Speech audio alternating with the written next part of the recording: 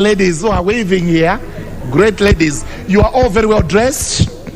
I think we the men will have to take a cue from you so that we can also have African designers designing for us a dress that is going to be acceptable to this house, so that we stop wearing these suits which have been worn since 1963 and there before, and we continue wearing them whether it is hot, whether it is cold, whether it is what.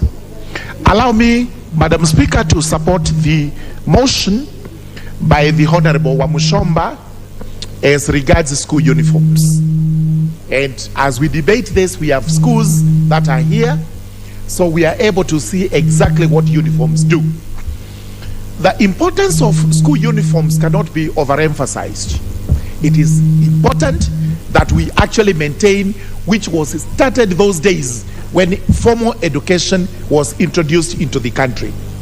Those days when possibly they used to wear shirts only, they used to wear vests in form of uniform, whatever it was.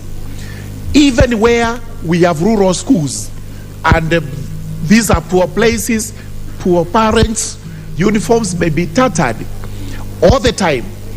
School uniform gives a sense of belonging to all students.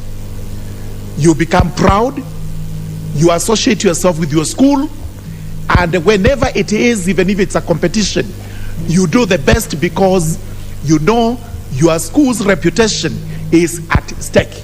Even when you are out there in terms of discipline, you have to ensure you are well disciplined, because if you misbehave, your school will actually be put into disrepute. We know very well that in the rural areas, especially constituencies, we have all manner of uniforms that are worn by students. We know very well that school uniforms do not distinguish pupils, whether they are from a rich background or whether they are from a poor background. In my constituency, there are schools that are considered to be elite.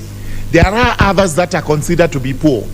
But when they are together and each school has its own uniform, no distinction whatsoever can be made between one school and the other. And what matters then is the results of every competition, including academic competition, sports competition, and whatever other competition there is.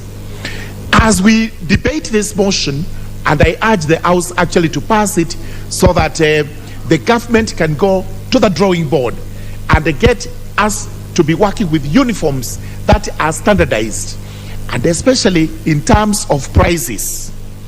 Today, and it's important, yesterday we were discussing about CBC. We have grade 7 in place, and one complaint we are receiving from the schools is the exorbitant price of uniforms. This must be looked into.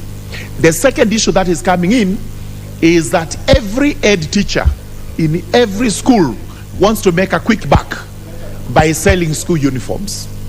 Some of that uniform is of very low quality.